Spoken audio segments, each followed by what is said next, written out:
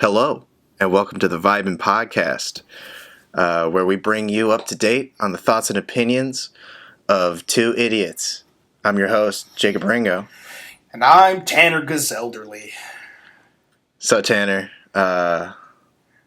what is the vibe today? So I've been watching a lot of YouTube videos. I fell down the rabbit hole recently. That's dangerous. You shouldn't do that. I know. There's been a lot of vibing recently. Trying to think exactly what has been the vibe. I saw this video of these this like married couple who only live on a boat. Oh yeah, yeah. No, I can only assume that I'm thinking about the same one where there's a few white people out there that be living on boats. Yeah. Are you talking about the ones the old people? They're not old. They're like older. They look old because they're like sun dried. And, but they have built their own house and their own boat or something. Yeah. Okay. So I fell down that rabbit hole specifically, and so I've been on a big boat kick. Boats. That's right. I'm landlocked. I got no reason to have a boat kick, but yeah. I mean, boats are cool. There's the Titanic. That's a movie. That's a big boat. That's a big boat. I'm pretty sure they're trying to bring back the Titanic, not the movie, the boat. Which is actually, I think they're trying to do both. Really? That's bad luck. Does that not? I don't know for certain the legitimacy to bring back the movie, but I do know for a fact that they're going to make a Titanic 2. They're definitely bringing the Titanic 2. Yeah. Which is, listen, the boat sank. Why don't you take a hint, okay? Yeah, don't make any more boats. Boats sink. Yeah, I mean, I bet there's better boat technology, but I don't know. That just seems kind of cursed. Boats are become dumb. Yes. But I mean, okay, so I think if we're talking about boats here, right? I think that what we have to give credit to mankind in general is the variations of boats. If you follow. Yeah, no, I follow. You see pictures online, memes and shit of people comparing boats. Like the Titanic is so small compared to a fraction of the cruise liners that we have today. And then you bring in, military grade aircraft carriers a barge.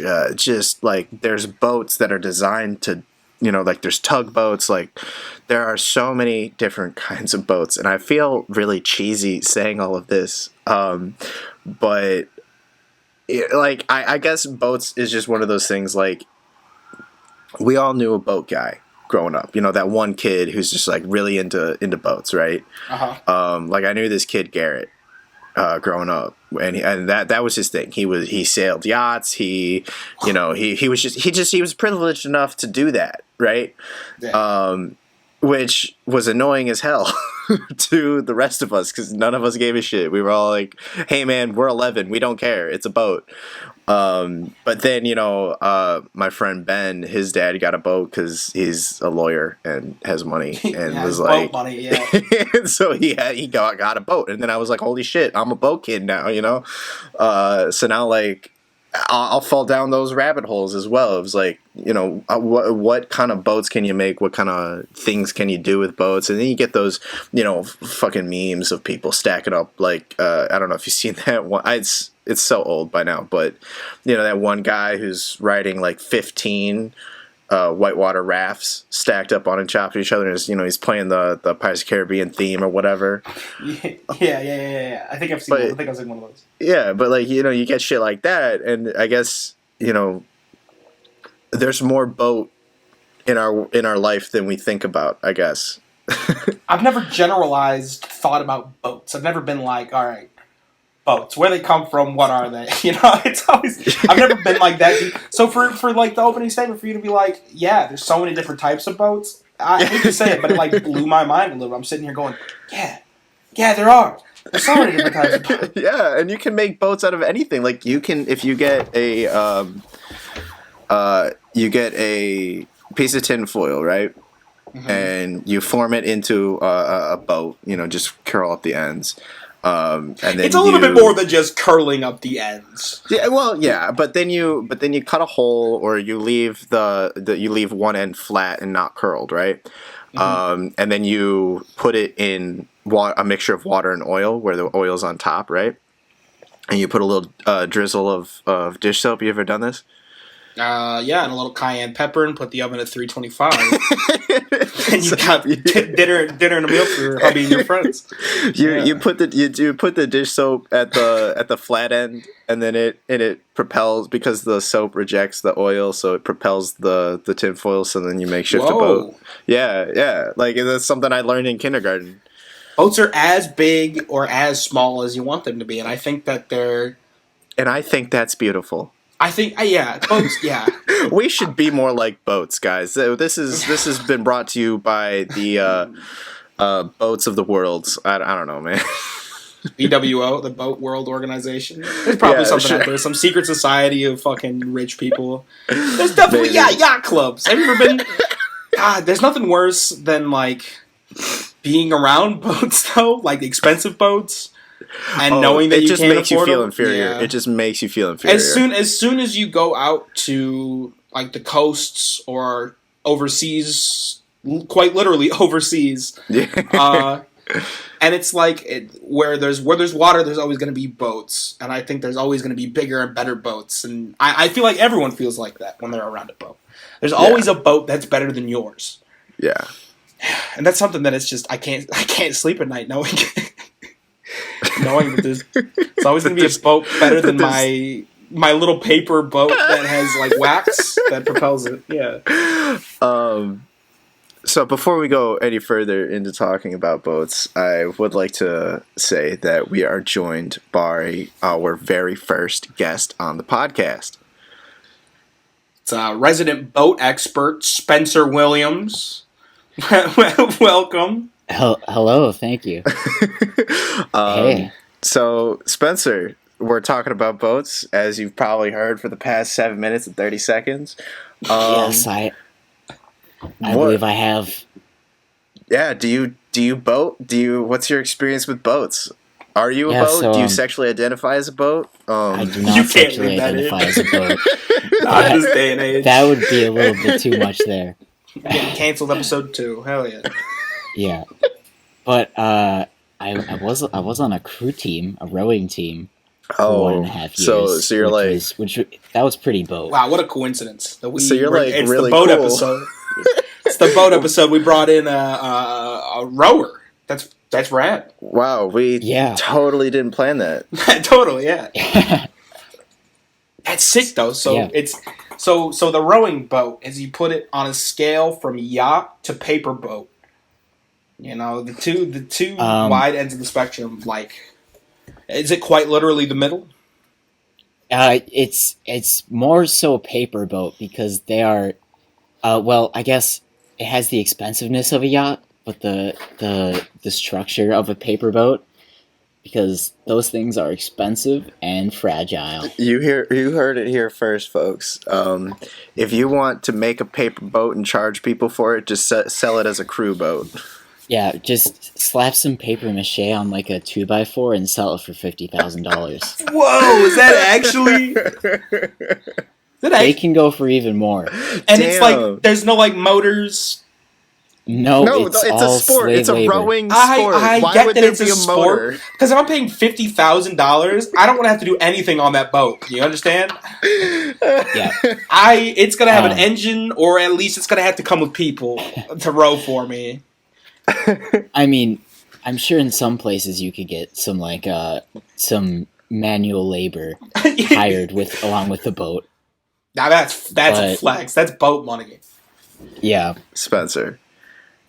I guess for a little bit more background, how long have you been rowing? Since the spring of 2018, so I guess 2 years. 2 years. And how have you enjoyed it? Like, I know it's obviously a sport. It's very physically intensive. And for our audience members who have no idea who Spencer is, he is a thin, frail twig of a person. Oh, hey, Yes. hey, now.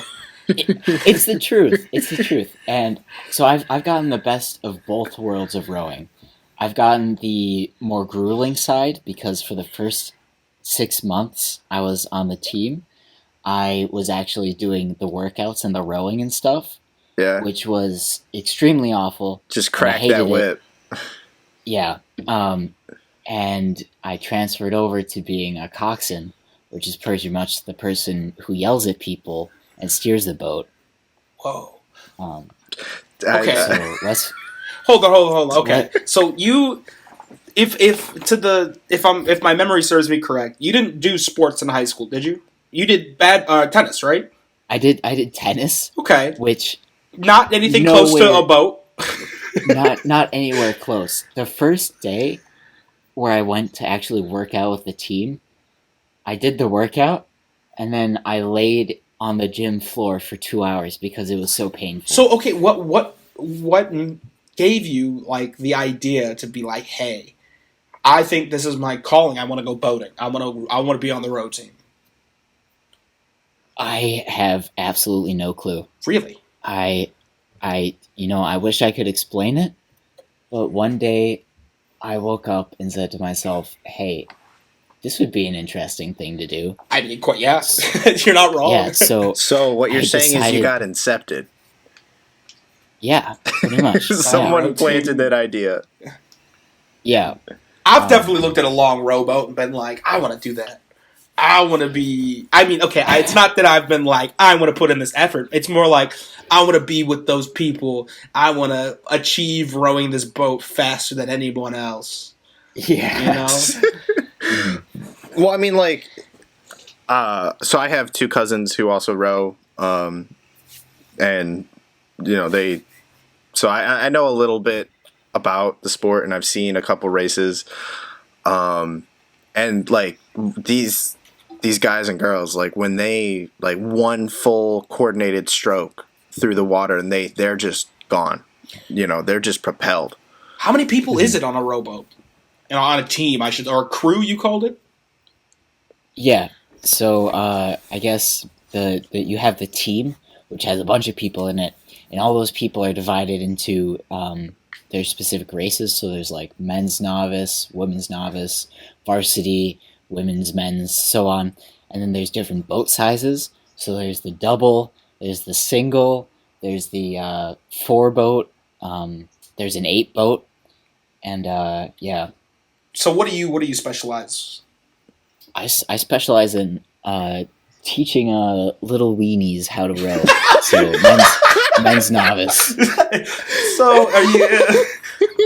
Dude, you can't just say that. Yeah, you can't. What do you mean? What do you mean teaching little weenies how to? So the guys that come into the team thinking they want to experience rowing, I'm the one who has to whip them into shape. So it's what you were in your position when you joined. Would you Yep. say? Yeah. Yep. Wow. And I had 6 months experience of trying to teach myself to row. Wow. And having an extremely painful time of it. And then I took the easy life. And just decided to become coach, but you're still doing what did you call it? Coxing? The coxing. Coxing? Yeah, I do coxing. So you frequent coxing, Yeah. as well as quote unquote whipping these weenies into shape. Yeah, exactly. Yeah, that's sick. That's super cool. Yeah. When you're coxing, is it? Stop, Jacob. Can you? It just sounds like you're sword fighting. Yeah. Okay. So if I said penis, are you gonna laugh? That's a very sensitive subject. I've thought about it extensively, but there is nothing. There are no dicks involved with coxing. Okay. No cocks with Come coxing. on. There's got to be some underground. There's gotta rowing. be a couple. There's got to be. I mean, somewhere. I can't let all the secrets out. Totally. I'd hate to make you do that live. You'd be blacklisted by the rowing community. Well, Spencer, since you are our first guest, we wanted to try something out with you. We wanted to play a game. And this Okay. game is called Is Tanner Smarter Than Anybody? Woohoo! Yeah, my So favorite let's game. find out. So, Tanner is a bright young man in this up and coming Aw, world, shucks. and we want to destroy his ego. So, because we're coordinated and whatnot, you know, I booked you as a guest, and I have a series of 10 questions about rowing and crew. Okay, now this gosh. this dips into the history, this dips into different rules, different utilities, and who knows what you know. Let's find out. Well, I got a question. I didn't bring my buzzer today. How do I? So, the way that this works is I will ask Tanner the question first. He will have 15 seconds to answer, and if he can't answer or answers wrong 3 times, the question will be passed to Spencer. 3 times? That's generous. Yeah, I know. Thank you. So, Spencer, you will have then the same amount of time, 15 seconds, as well as the same amount of wrong answers 3 times. And if none of you get it, then you're both losers. It's only 10 questions. I will be tallying points to make sure that we have a winner. The winner does, in fact, get bragging rights, and you can hold me to that. If I win, I'd like the top. I'd like the title of the number 1 coxer in the world. Is that still the? You know what? I'll allow it. Thanks. So, Tanner, you ready? Oh yeah, I'm readier than I'll ever be. Ready as All right. I'm ready. All right. Well then, where and when did crew begin? Crew began. Sorry. Think of it. Where did it originate? When and where? When and where did crew originate? I'm gonna say Yes. crew originated in Detroit in the 1970s. Incorrect. 2 more Cool. guesses. I think that crew began when the A-Team came out on TV. Because that's the first crew that I think of when I think of crew, and I don't understand anything in this question. Okay. Well, time is up. Spencer, same question to you. When and where did crew originate? So my guess is in the Roman times or the Greek times with galley slaves. Incorrect. 2 more guesses. That's a great. 2 more guesses. The Olympic Games. Incorrect. Time is up. The correct answer is the 17th century in London on the River Thames. Oh, I knew that one. Yeah. It was you just had to jog your memory a little bit. All right, Yeah. Tanner. Tanner, next question. When and where was the first recorded crew race? The first recorded crew race, if my memory serves me correct, was in the one of the first Olympics in Greece. Incorrect. Time is up. Spencer, same question. When and where was the first recorded crew race? Oh geez. Somewhere where I wouldn't expect, like Rio. Incorrect. 2 more guesses. Detroit. Incorrect. 1 more guess. Afghanistan. Incorrect. The first recorded race was at the University of Cambridge in 1827. That makes sense. All jokes aside, yeah, that makes sense. In London, yeah. I mean, yeah. Those English love their rowing. Yes, they do. All right, Tanner, next question. Alrighty. What is the governing body of rowing called? For example, the governing body of hockey in America is the NHL, the National Hockey League. So you can either go by the acronym or the full title. Okay, I'm gonna go the WRO. Incorrect. 2 more guesses. Okay, I'm gonna go RAD, rowing all day. Club C. Incorrect. One more guess. Okay. I'm gonna have to say, the RRR. Triple rowing! Exclamation point. Incorrect. Spencer, same question. What is the governing body of rowing called? Oh, geez. The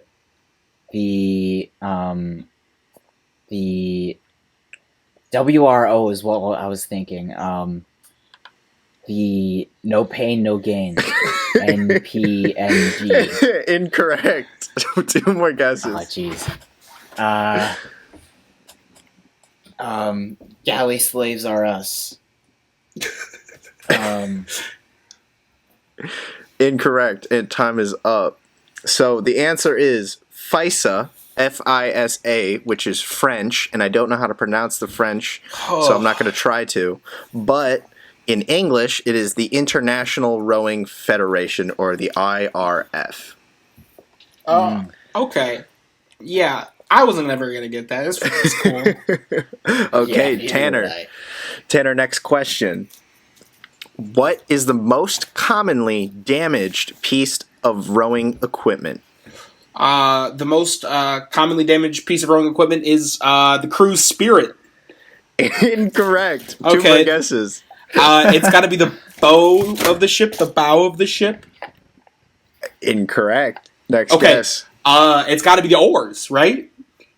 Slamming into rocks and fish. Spencer, can you verify that? I have no clue. Is it the oars? I mean, I guess. So the answer that I have written down is the skeg. The skeg. So What is the... what is a skeg? I can answer that question for you, Jacob. The skeg is a member of the crew who's known for collecting. He's kind of like the water boy in oaring, rowing. Yeah, right. And he's the one that's most damaged because he's like an intern, and they don't respect him as much as they should.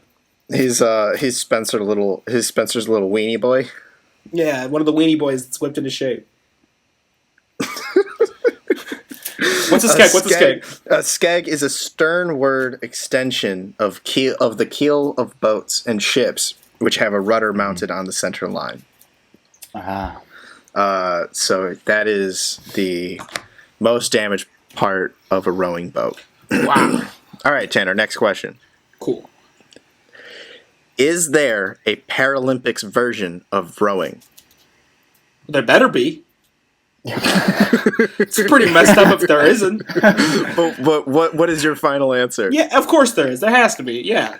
That is correct. 1 point to Tanner. Tanner takes the lead. Let's go. Next question. And this is a two-parter. I will give you a point if you get either part correct. Okay? Sure. About how old are the oldest known kayaks, and who built them? The oldest known kayaks are 8,000 years old, and it was the Nordish Vikings. Incorrect. Two more guesses. Okay. Hot or cold? I'm kidding. You're actually kind of hot. Oh, thank you. I'm gonna say 8,000 years. I'll give you one. And I'm gonna say. Let's dial it back. Okay, I'm gonna say 6,000 years. Okay. And I'm gonna say the tea-fearing British. Incorrect, and time is up. Spencer, same question. How old are the oldest known kayaks, and who built them? I'm going to say 1,500 years old, Native Americans. You know what? I'll go ahead and give it to you. The correct answer in full is about 4,000 years old, built by North American Inuits. Ooh. That is 1 point Spencer, 1 point Tanner. You are now tied. Neck and My neck. rowing career is on the line. Tanner, next Yeah. question. The term feathered blades means having the blades blank on the water. Ooh, skimming. Incorrect. Okay, at a 45-degree angle. Close, but incorrect. At a 46-degree angle. Incorrect. Spencer, same question. The term feathered blades means having the blades blank on the water. Parallel? That is correct. Come on. Gotcha. That's 2 points, Spencer. 1 point. Happy I got the yes or no question, right? I gotta throw you a bone somewhere. All right, next question, Tanner. Yeah. This is from the perspective of the person in the boat. Okay, you have to give me the title of the person. I usually sit facing the stroke. I have a box and I like to yell into it. It's my job to steer the boat. Who am I? Is it a cockner? Close, but incorrect. Cockier? It starts with cock. Incorrect. Is it the cockanarina? I don't know, dude.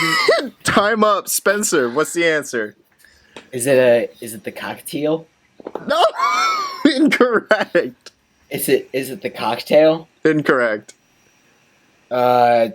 Jesus, is it the coxswain? Correct. Oh, it is. that's the Ooh. name that Spencer's been saying for the past 30 minutes. The coxswain. Yes, it is. That's 3 points, Spencer. 1 point. That's okay. I Tanner. can come back, baby. How many questions? There are, in fact, 2 more questions. Let's bring it together. All right, Tanner.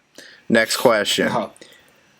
Which nation has won the World Rowing Cup on 9 consecutive occasions between 1998 and 2006?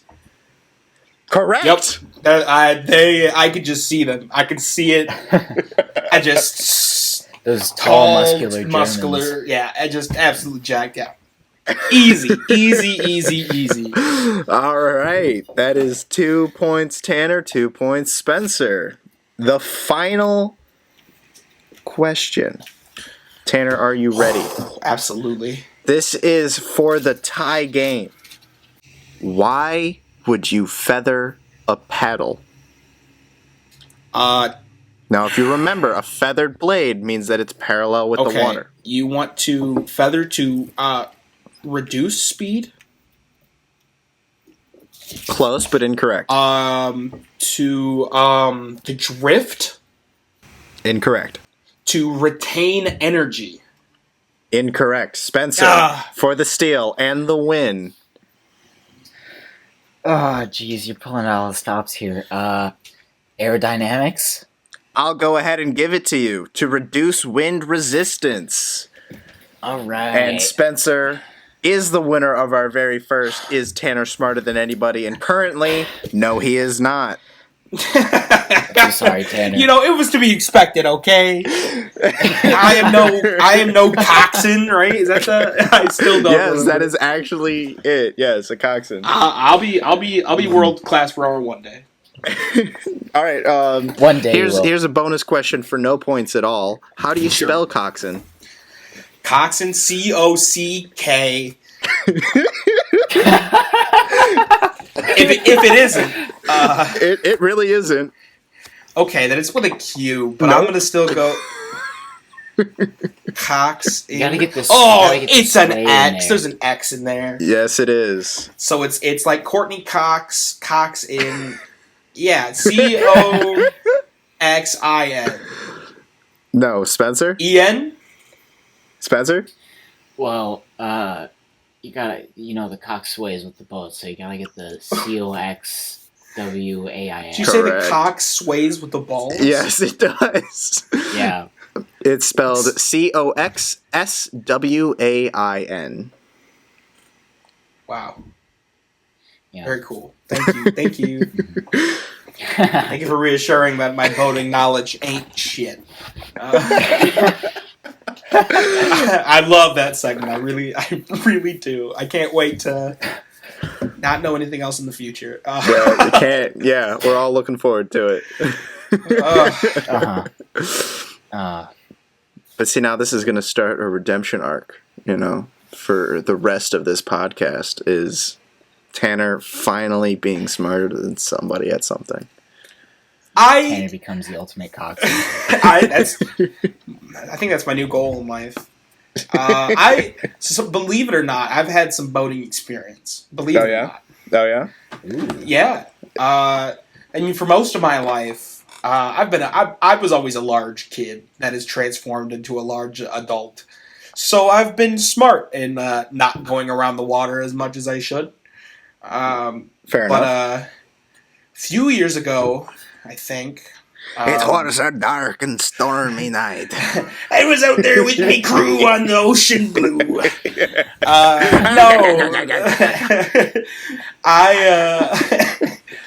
I take somewhat frequent trips to Turkey.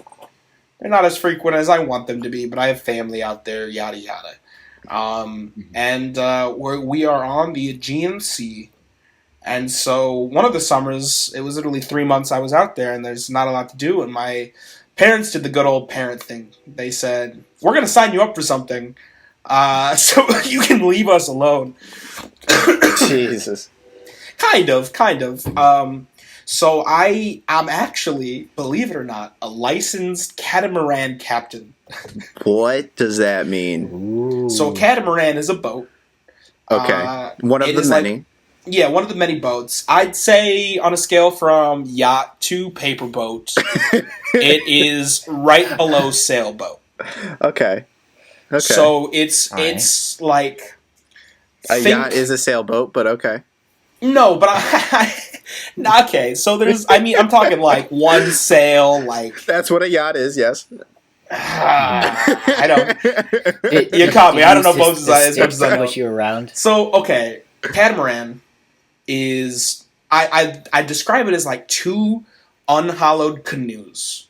Okay. That keep it afloat, and there's like a mesh, like net that connects the two. So like sometimes dips in the water, and then there's like a rudder that controls the sail, and that's it. Oh yeah. Okay. So it's kind of like that boat in Moana. Yeah. Think of it as like an improved Huckleberry Finn raft. Almost more of a raft. Less janky. Huckleberry Finn, the one time the schools are sanctioned to say the N-word. Okay. So do you still get the N-word pass? No, we do not. No. That's a shame. God. So the catamaran, I took these lessons. So like I had to learn sailing, and I always thought these boats were like cheap because they're like almost like toy boats. What I thought they were toy boats, and I took like a few weeks with this guy named Ty, and he was this real cool Turkish guy that knew English pretty well, and I'd help him with English, and he'd help me, steer this boat on the open water so we both don't die. So it was a trade-off. Did you ever get into a fight with him? Kinda. So he was a TIE fighter. Wow.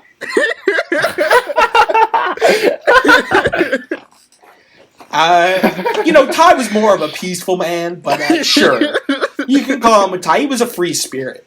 But one day, I was learning like the wind, and really my first couple like sailing intro to sailing 101, and a lot of it is finding the wind so you can inflate the sail so you can go faster.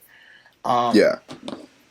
And you do the good old lick your finger, put it up in the air, and like have the wind, you find it or whatever. Yeah. And then you'd like move the rudder to position the sail a little bit better. And so normally, if the wind was starboard, which is the right side of the boat, you move the sails to the right side, and then port is to the left. God, I'm so cool. He's using the big words. And like you have one of those days where you don't drink enough water, and you've been out on sea for a while. Yeah. So we were in the middle of this like bay, in the Aegean Sea. So there, like, we could see things around us, but it'd be a hell of a swim that I don't think anyone could make. And I felt the wind to my starboard side, and I moved the sails port side. Big mistake. That you never do that. Yeah, you know, that's just the big no. So Common to dumb it down for the one unboating skilled person in this call. Yeah, you. No, I'm licensed. It's you. The wind was blowing to the right, and I moved the sail to the left, and the wind caught the sail and flipped this boat. Oh my god. In the middle of this bay. Oh my god. And I'm this little fat kid in a life preserver, just kind of bobbing, wailing my arms, and Ty's like screaming something in Turkish, and like he like had this radio, and like he had to make sure that he got all the water out, was able to like call like a rescue boat, and Jesus. I found out that I like sunk this like couple $1,000 boat Oh, no. in a country where I didn't speak the language, and he was like mad. But I was able to, not have to pay for the boat because he was a family friend. Damn. And he basically went, "Stupid American, let me off free." Damn. So, yeah, That's insane. So you've officially survived the sinking of a ship. A shipwreck? yeah. And you could Wow. say that you were actually a captain because you went down with the ship. Wow. Thanks for making me feel better about that whole situation. You are a man of honor. Oh my god. That's I still got my insane. license though. That was pretty cool.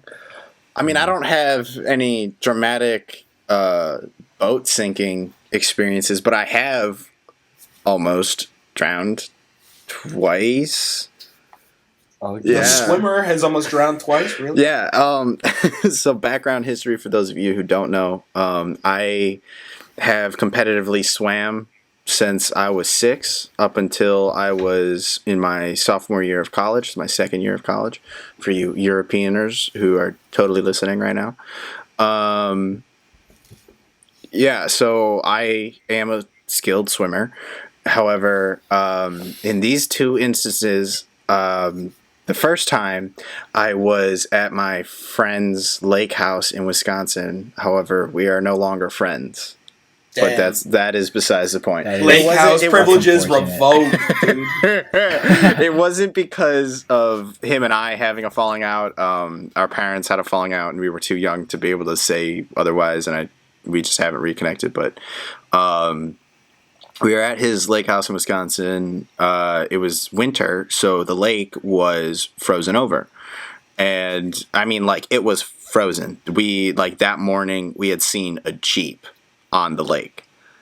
Wow. So it was frozen. and our dads went, like they got up early and they went out and they were ice fishing all day. Like, that was their thing that they were doing that day. And then the moms went out for, I can't remember what, but they went out. So him and I, and then my older sister, and then his 2 younger siblings were the kids at the house. And my older sister, I think, was like in a room or whatever. She was distracted, or she was taking care of the younger sister. And so it was just me and then these 2 other boys, one my age and one who I think I was 10 or 11 at this time, and the youngest boy, he was 7, 8, maybe 6, I don't know. So me and my friend were playing video games in the basement of the lake house. And his younger brother comes downstairs and he's like, "Hey, you can't catch me," and darts out the door like a fucking dumb. Hell no! Yeah. So, we're like, hey, like we poke our heads out the window, out the door, and we're like, hey, come back, like, I don't want to do this right now, I just wanted to play some fucking Burnout Paradise. But obviously now we have to be responsible for him, so we throw on our boots, our fucking snow pants, our coats, and our hats and whatever, and we go out the door, and he's waiting down at the beach, and we're like, oh, thank God. At least we found him. So now we're like, hey, come on, you got to get back into the house. Come on, we're in charge of you. You have to listen to us. We're gonna tell mom. We're throwing all the basic threats that we can at him. And he's like, no, I found a secret hiding spot. And we're like, what does that mean? And he just takes off across the ice. And, secret hiding spot, yeah. And so we're like, shit, and we take off after him. But we pass by our dads, and but they don't see us because they're in a tent on the ice. What two dads normally do, hanging out in the tent. There were actually 3 of them in there. Okay. So they don't see us run past them, and we're like, okay, this is a good thing that the adults aren't seeing this. And we run after this kid, and we make it all the way across the lake. Like, he runs across the lake, which is a good half mile from where we were. Wow. And we get in. It's private property. He didn't find a hiding spot. He found another person's property. It's a hiding spot, all right. So we go. So he dashes into these woods at the end of the lake, and we're like, dude, this is private property. You can't be there. We're all gonna get in trouble. This is not okay. And he actually listens to this. He's like, oh, I didn't know it was private. And we're like, yeah, this is all private property. He's like, oh, okay. And then he just turns 90 degrees and splits off from the trees. But he doesn't go back towards the lake. He goes towards this person's dock. So he runs to this dock, and then he runs across the ice and back onto the lake. And we start to go to follow him. But for anyone listening who's ever been to a lake house with a dock in the winter, they typically have dock warmers so that the ice doesn't affect the dock. Jeez. Oh, money. Yeah. So big money. A 6-year-old or 7-year-old at the time who weighed nothing went across this ice no problem. But then 2 11-year-olds who probably combined weighed 150 pounds, maybe, I don't know. I didn't weigh myself. But we run onto this ice, and it cracks, and we fall in. Now, you're thinking this is by a dock, so it should be shallow, and you're correct. However, there is a current, and that current is pulling us under the ice. Oh, wow. So we start getting pulled terrifying. Under the ice. And, I would love to say that my mind went into some primal instinct and I jumped the fuck out. It didn't. I was 11 and I panicked and I almost shit myself. So, we're and now this kid, the young brother of my friend is screaming because now he sees us go under and he doesn't know what to do. He starts screaming and he starts running away. He starts running home. And so then I shoot out my left arm, and I managed to grab a hold of the ice before I'm just completely under, right? And I'm pulling now I'm doing a pull-up because my body is parallel with the ice. And I do that pull-up, and I managed to get myself out of the water, and my friend he grabbed onto the dock or something. I can't remember. It's all what he did is all a blur to me. But somehow we made it onto the ice. We pulled ourselves on the ice. We roll over and we get out of there because now we're wet and it's still cold. Oh, jeez. So, and we have to run a half mile back home. So now we're in wet, heavy clothing, winter coats, everything, and we're starting to freeze. We're starting to feel that chill, and we're running back. And my friend's dad is coming out of the tent, and he goes, "Did you guys fall in?" And us were like, no. And then my dad comes out of the tent. He goes, you guys fucking fell in. And we're like, no. And we just keep running back home into the lake house. And we make it up the stairs. And guess what? The little brother is playing fucking Burnout Paradise. Yeah. He's just sitting there. He made himself some hot cocoa, and he's fine. And he's sitting there. And he's like, "Oh, yeah, I forgot you guys fell in." TLDR: the little brother tried to kill you so we could get a turn on the PS2. That was his whole goal in the end. I've heard about this like current thing. It's always like the first thing that like my parents warn me about, because they're still afraid of a 19-year-old swimming. Yeah. So it's always like, hey, watch out for the current. Watch out for the current. I've never experienced, I don't think, a current before. Yeah, no, dude. I mean, like, it's is it real. Often? I'd say in any large is it like body of water. Finding Nemo? Is it like the Finding Nemo like turtle thing? Yeah, I mean that does exist. Oh, jeez. Wow, dangerous. It's more dangerous than you'd think it would be. You got any horror stories from being a cock, whatever? Actually, I kind of do, I guess. So last spring, the spring of 2019, the crew team took a nice drive down to Lake Lure, which is a man-made lake in North Carolina, to do some practicing during spring break on the water, getting a bit of an early start. And there were 2 days, which I remember, which were significant from that trip. The first one being where my dumbass gave the rowers the wrong oars to row with. So the starboard and the port, I mixed them up. Oh, okay. I tried having them switch the oars on the water, which did not end up well. It was I was with the novices, the people just starting out who hadn't quite experienced the pleasures and the weenies, yeah. So there was a 300-pound man in the front of the boat on the opposite side. That doesn't sound like smart placement. As a large male, the boat was very forward heavy, sinking towards the front. And Spencer, how much do you weigh? For reference, I weigh 115 All right, pounds. cool. So two of you. So yeah,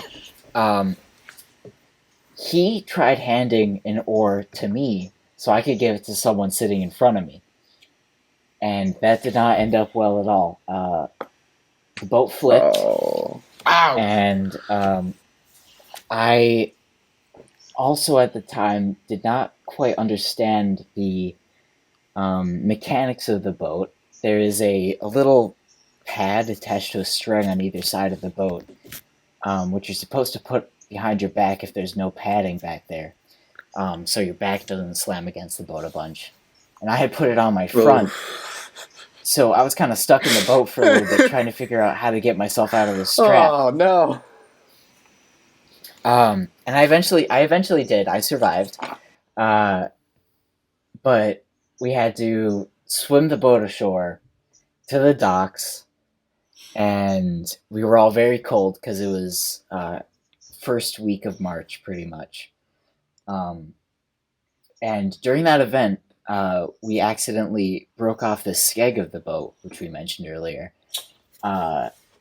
And for those of you who do not know, it is incredibly hard to steer the boat without the skeg. Is that what's keeping the rudder in place?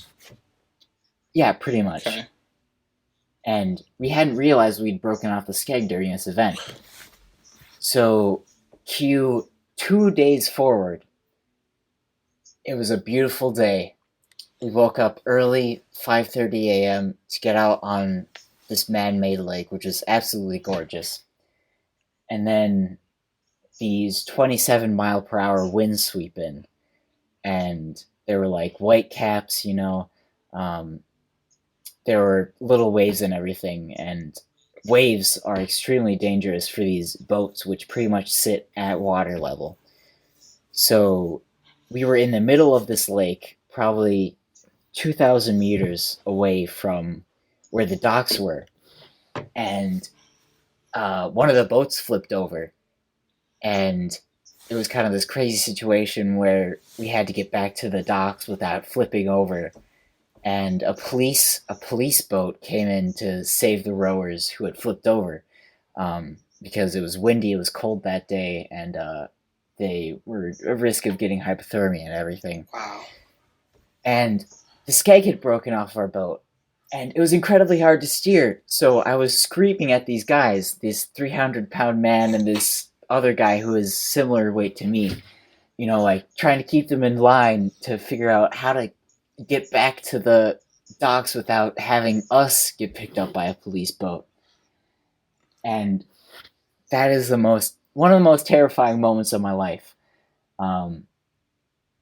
I was pretty much white-knuckled gripping onto the steering mechanism of the boat the whole way back.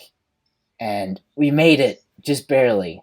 But as I said, with the skeg gone, it was incredibly hard to steer. So I was pretty much useless except for my voice. And that is something I don't ever want to experience again. Damn. So, was there any problem with the police afterwards?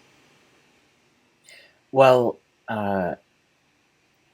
the boat, which had flipped and gotten taken away by the police boat, they were on the local news. Oh yeah, which was kind of really surreal. But other than that, no, everything was fine. Other than your blood pressure. Yeah, it was definitely very high that day. All right, well, I think we'll have to wrap it up because we're coming up on time. So, Spencer, thank you so much for being our very first guest on the Vibin podcast. Thank you for really laying out how terrifying boats are. That's insane. Well, thank you. It's been an honor and a privilege. If you have anything that you would like to shout out, and if you don't, that's fine. You're just a loser. But if you have anything that you want to plug right now, go ahead and do so. I don't really have anything to plug. Social media, Instagram, Twitter, Facebook, MySpace. I guess you can check out my Instagram. A ghostly apparition of sliced bread. Okay. All one word, no caps. I have a snake. I take lots of pictures of him. He's very cute. You can check him out on there. Hell yeah! What's that snake's name? Oh, it's Tiberius. Yeah, it is. One of the worst Roman emperors. Hey, Tiberius is rad. All right. Well, if you made it this far in Vibin, please comment below what you want the vibe next week to be, and it may or may not be that. Yeah, we'll pick the one that we like the most. Yeah. But other than that, I have been your host, Jacob Ringo. Well, and I'm George Foreman. And this has been the Vibin' Podcast. So keep on vibing.